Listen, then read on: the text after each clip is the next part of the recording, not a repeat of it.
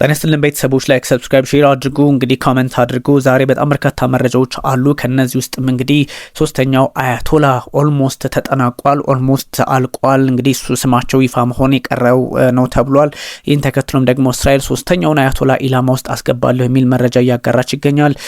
በኦስሎ የአሜሪካ ኤምባሲም ጥቃት እንደደረሰበት ተነግሯል። ከዚህ ውጭም ደግሞ በጣም በርካታ ጉዳዮች የኢራኑ ፕሬዚዳንት ማሱድ ፔዜሽኪያን ሀሳባቸውን ካጋሩ በኋላ አሁንም ኩዌት ካታር መመታታቸውን ቀጥለዋል። እነዚህን የመሳሰሉ ጉዳዮችን ሰፋ አድርጌ ነግራችኋለሁ። በዋነኝነት ግን እንግዲህ ሶስተኛው አያቶላ ወይም ደግሞ አያቶላ አሊ ሀመኒን የሚተኩት ሰው ኦልሞስት ተመርጠዋል ነው የሚል መረጃ። ማለትም ተመርጠዋል፣ ፐብሊክ መሆን ነው የሚቀረው።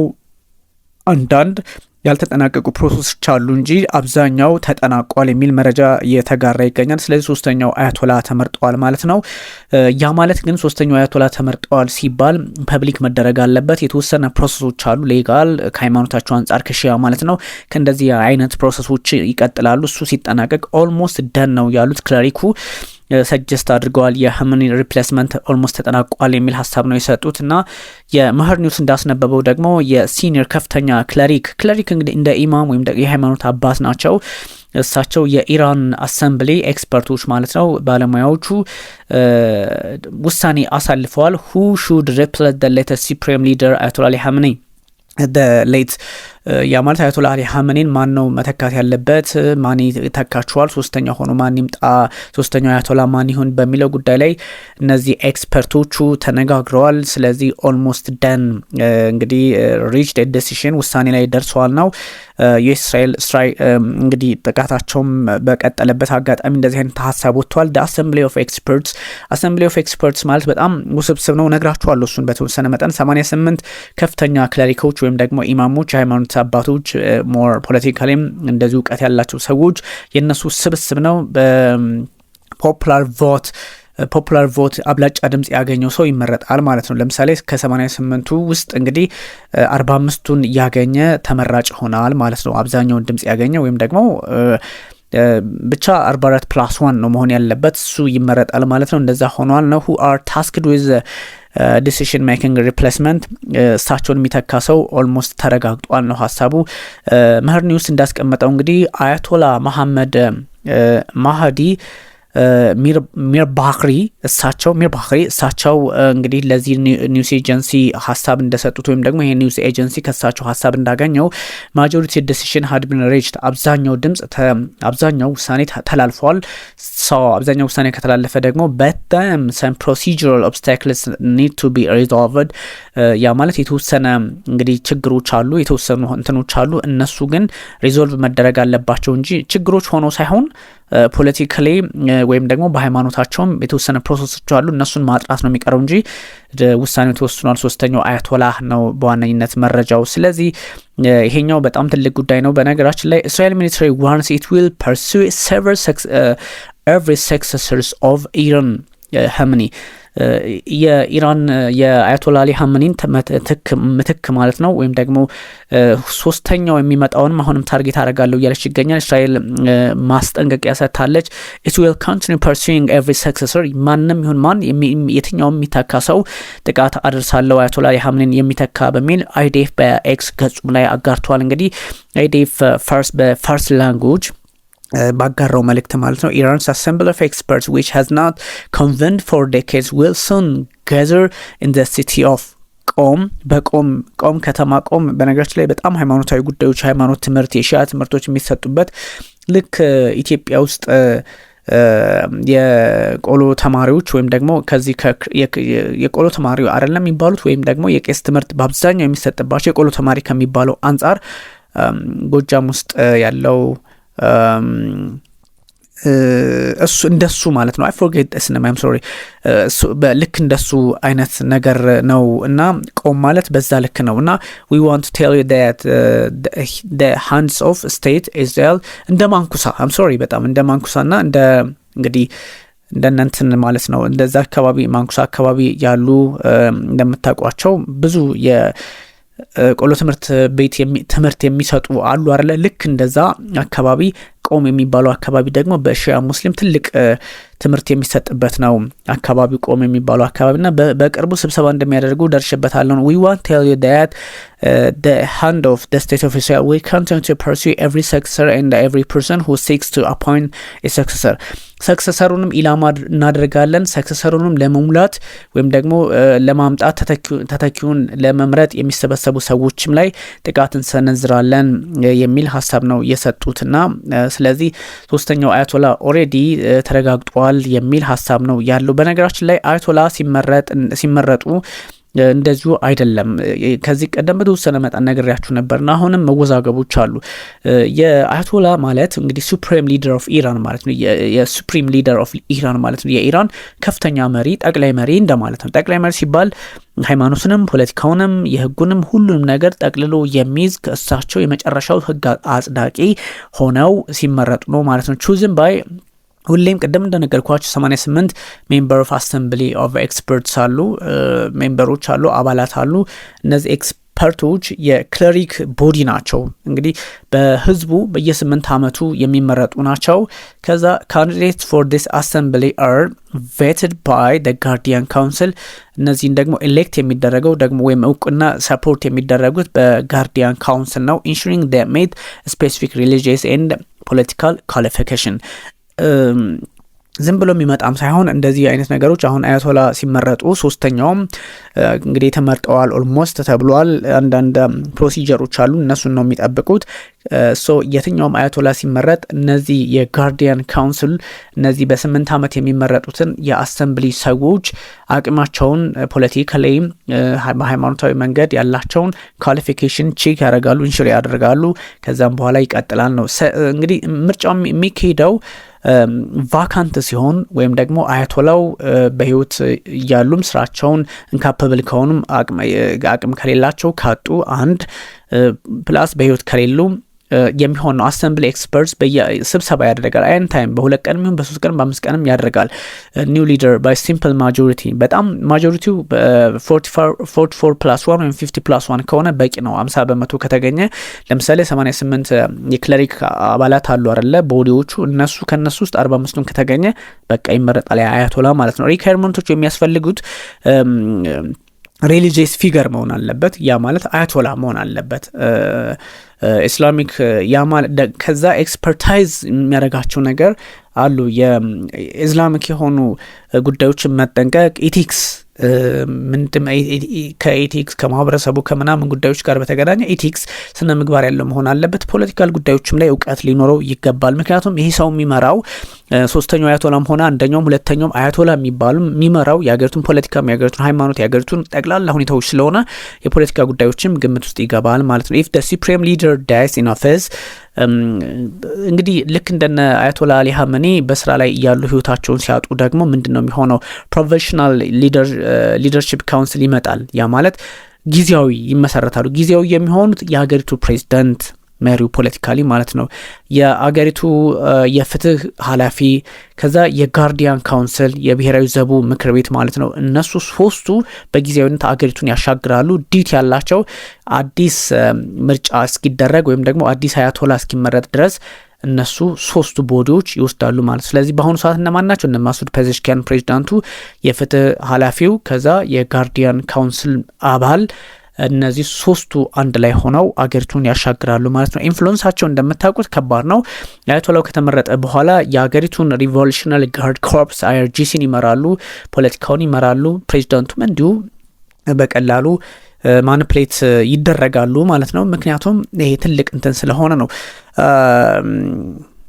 ብዙ ጉዳዮችን ማየት ያስፈልጋል በዚህ ላይ እና እነ ፕሬዚዳንት ዶናልድ ትራምፕ አሁንም ጦርነታቸውን አጠናክሮ ሊቀጥሉ እንደሚችሉ መረጃዎች እየወጡ ይገኛል።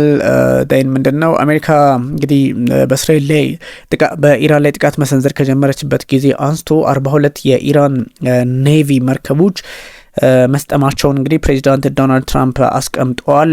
ይሄ ማለት እንግዲህ በሀገሪቱ ላይ ከፍተኛ አስባችኋታል? ኢራን ሀማች ግን ፓወርፉል 42 የባህር ኃይል መርከቦች ናቸው። ግዙፍ ናቸው። በነገራችን ላይ ትናንሽ ሊኖሩ ቢችሉም ግን ግዙፍ ናቸው። ሰው እነሱን እንመታለን የሚል መተናል፣ አውድመናቸዋል፣ አስጥመናቸዋል የሚል ሀሳብ ነው የሰጡት። እንግዲህ ፕሬዚዳንት ዶናልድ ትራምፕ በተለያየ መንገድ ላይ ያለውን የፖለቲካ ሁኔታ ለመቋጨትም የሚሄዱበት ርቀት ዋጋ ሊያስከፍላቸው ይችላል ቢባልም በዚህ ላይ ሌላ ጣጣ ያመጣ ነው። እስራኤል በኢራን ላይ እንግዲህ አናዘር ዌቭ ኦፍ አታክ ጀምራለች። እንግዲህ አሜሪካና እስራኤል በኢራን ላይ የከፈቱ ጦርነት አሁን ስንት ቀን መሰላችሁ? 8ኛ ቀኑ ነው፣ ወይም ደግሞ አንዱን ሳምንት አጠናቆ 1 ቀን ሆኖታል ማለት ነው። እንግዲህ በመላው ኢራን ሙሉ ማጥቃት ዘመቻ ከፍታለች። አይዲኤፍም በዚህ ልክ አረጋግጧል። የእስራኤል አይዲኤፍ እንግዲህ ኤክስ ገጹ ላይ እንዳስቀመጠው መሰረተ ልማቶችን ኢላማ እያደረግን ቀጥለናል ነው። እንግዲህ አሁንም ጥቃቱ ቀጥሏል ማለት ነው። እንግዲህ በአጸፋው ኢራን ምላሽ ሰጥታለች። ሚሳይሎች መተኮሳቸውን ገልጸዋል። የእስራኤል ጦር ጥቃቶቹ ጉዳት ሳያደርሱ ለማክሸፍ ጥረት እያደረግኩ ነው የሚል ሀሳብ ሰጥቷል። ያ ማለት ቀድሞ ስለሚመለከቷቸው ሚሳይሎቹ ሲመጡ ለማክሸፍ የተለያዩ ስራዎችን ለማድረግ ይሞከራልና ስለዚህ ጥቃቶች በሁለቱም በኩል ተጠናክረው ቀጥለዋል ነው። ፕሬዚዳንት ዶናልድ ትራምፕ ጦርነቱን ካሸነፍን በኋላ የማንም ድጋፍ አንፈልግም በሚል እንግዲህ መልእክት ሰደውላቸዋል። ለዩናይትድ ኪንግደሙ ጠቅላይ ሚኒስትር ኪር ስታርመር ለዳውኒንግ ስትሪቱ ሰው ማለት ነው ቁጥር 10 ቢሮን የሚመሩት እንግዲህ የፕሬዚዳንት ዶናልድ ትራምፕ ብዙ ውሳኔዎችን የሚጠብቁ የዩናይትድ ኪንግደም ጠቅላይ ሚኒስትር ኪር ስታርመርም አንዳንድ ሀሳቦች ላይ ቸልተኝነት በማሳየታቸው ካሸነፍን በኋላማ ማንም ይምጣማን ዊ ዶንት ኬር የሚል አይነት ሀሳብ ነው ያጋሩት። ግን ብዙ ነገሮች አስቸጋሪ ናቸው። ኦፍኮርስ አንዳንድ የፖለቲካ ሰዎች በሚያስቀምጡት ልክ ብቻ የሚታይ አይደለም። ስለዚህ እነዚህ ጉዳዮችን በአግባብና በስርዓት ፕሬዚዳንት ዶናልድ ትራምፕ መንዝረው ማስቀመጥ እንደሚጠበቅባቸው ይነገራል። አያቶላው ከተመረጡ ኢራን ታርጌት አረጋለው መራጮቹንም ተመራጩንም የሚል ሀሳብ ሰጥተዋል።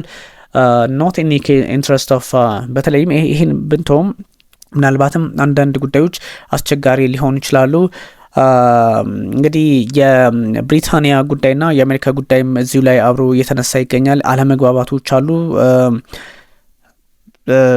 ከካታር አሁንም ጥቃት ደረሰብኝ እያለች ነው። ኩዌትም እንደዚሁ የሰዎች ህይወት ተቀጠፈብኝ እያለች ነው። ብዙ ጉዳዮች እንትኖች ናቸውና የአያቶላ አሊ ሀመኒ ህይወት ማለፍ በፖለቲካው መንገድ ምን አይነት ጫና ሊፈጥር ይችላል የሚሉ ሀሳቦችም እንደዚሁ ብዙ ጥያቄዎችን እያስነሳ ይገኛል። ግን በጣም በዚህ በቀጠናው አካባቢ ያለው አሁንም ጥቃት ተጠናክሮ መቀጠሉ እጅግ አስቸጋሪ ታወር ኦፍ ስትራይክ ኢን ኩዌት ሲሪ በኩዌት ከተማ ላይ ደግሞ አንድ ግዙፍ ታወር ወይም ደግሞ ቢልዲንግ ህንጻ ተመቷል።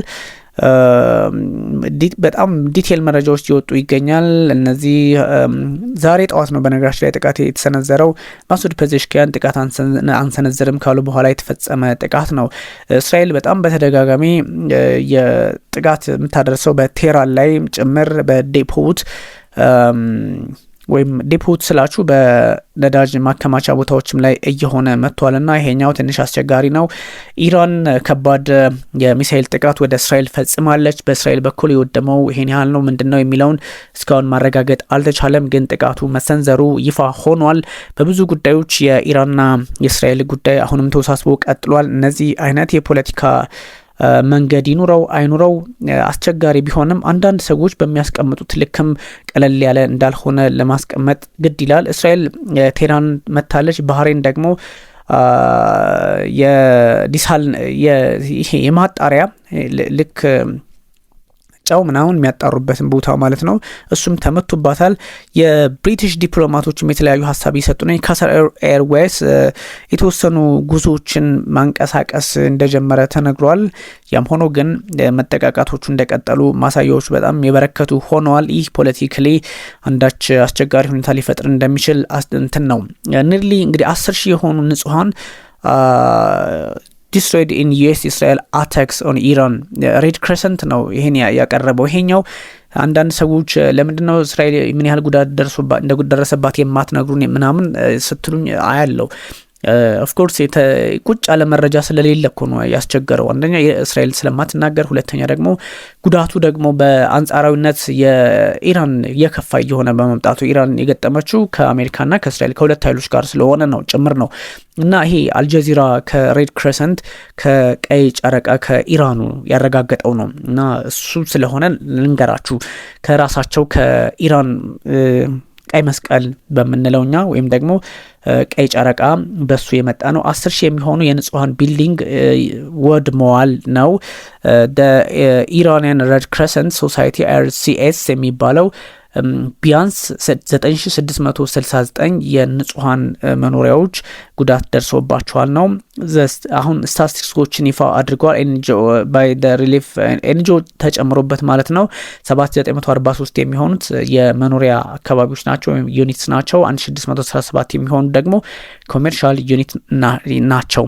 ፔዜሽኪያን ላይክሊ changed positions after Trump surrendering statement ትራምፕ እጅ ሰጡ ማለታቸውን ተከትሎ አሁን አቋማቸውን ሳይቀይሩ አልቀሩም ነው ጉዳዩ። ፕሬዚዳንት ማሱድ ፔዜሽኪያን ምክንያቱም እኛ ጎረቤቶቻችን አንመታም የሚል ሀሳብ ነበር የሰጡት። ደይና አሁን ደግሞ መምታታቸውን ቀጥለዋልና ኩዌትም ላይ እንደዚሁ ሰው ፕሬዚዳንት ዶናልድ ትራምፕ የሰጡት ሀሳብ በእርግጥ አናወዳቸው ሊሆን ይችላል።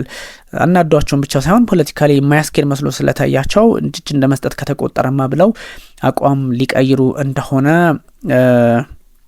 ያሳያል። ኒርሊ እዚህ ላይ 2000 የሚሆኑ ሰዎች እስራኤል ሆስፒታል ውስጥ ይገኛሉ። ሲንስ የኢራንና እስራኤል ጦርነት ከተቀሰቀሰ አንስቶ ማለት ነው። እስራኤል ሚኒስትሪ ኦፍ ሄልዝ እንግዲህ ያስቀመጠው ነው 1929 ሰዎች ወደ ሆስፒታል ገብተዋል። 157ቱ ላለፉት 24 ሰዓት ነው እንግዲህ ሲንስ የኢራን ላይ ጥቃት መሰንዘር ከጀመረች በኋላና ሚኒስትሪ 9 people were in serious condition ከነዚህ ውስጥ 9ኙ በጣም በከባድ ሁኔታ ውስጥ ናቸው። 42ቱ ቀላል ጉዳት አላቸው። 70ዎቹ ደግሞ እዚህ ግባ የማይባል ወይም ደግሞ ምንም ጥቃት የማይባል የምንም ጉዳት የማይባል ነው። እስካሁን ባለው ሁኔታ እንግዲህ significant number ከጊዜ ወደ ጊዜ እየጨመረ መጥቷል። ቢያንስ 12 እና ከዛም በላይ የሚሆኑ ሰዎች ደግሞ ህይወታቸውን ማጣታቸው ተሰምቷል እስራኤል ውስጥ ማለት ነው። እንግዲህ የቁጥር ጉዳይ ከፍና ዝቅ ማለት ካልሆነ በስተቀር በሁለቱም በኩል ከባድ ጉዳት እንዳለ ጠቋሚ ያደርገዋል። ብዙ ሰዎች እንደዚህ አይነት አጋጣሚዎችን ተጠቅመው የሆነ ሀሳባቸውን በራሳቸው መንገድ ለመቃኘት ሰው የሚፈልገውን ለመንገር ማለት የሆነ ጉዳይ እንዲነገርልን የምንፈልገውን ሲነገረን ፐርሰናል የሆኑ ጉዳዮችም ስላሉብን ከዛ አንፃር ሰዎች ደስ ይለናል አይደል? የምንፈልገው ሲነገረን እንደዛ ሳይሆን እኔ ደግሞ ያለውን ሪል የተጻፈውና ራሴ የማስቀምጠውን በትክክል ነው የምነግራችሁ። ብዙ መረጃዎች አሁን ከግራም ከቀኝ የሚወጡት በጣም አስቂኝ ናቸው። በነ ኩዌት ላይ የተሰነዘረውን ጥቃት በነ ባህሬን ላይ የተሰነዘረውን ጥቃት ስትመለከቱ እነ ፔዜሽኪያን አቋማቸውን በእርግጥም ለወጡ እንደ የሚል ሀሳብም ያስነሳልና ብዙ ጉዳዮችን በቋሚነት ማየት ያስፈልጋል። አሁን እነ ሳውዲ አረቢያም ጥቃት ይደርስባቸዋል። አንዳንድ ሚሳኤሎች በመምዘግዘግ ላይ እንደሆኑ እየተነገሩ ነው። እነዚህን ጉዳዮች ሰፋ አድርገን ወደ አሁንም እንቀጥላለን። ለአሁኑ ግን መረጃዎቹን ላጋራችሁ ብዬ ነው። ቢኒያም ካሴ ነበርኩኝ። አመሰግናለሁ።